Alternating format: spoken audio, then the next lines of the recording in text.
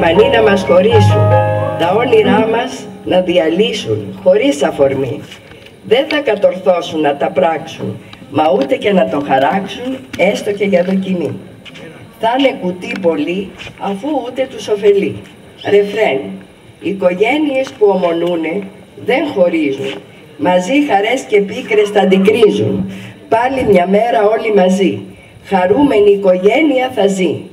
Οι οικογένειες που αδελφικά περνούνε δεν χωρίζουν, στις μπόρες του χειμώνα δεν θα λυγίσουν.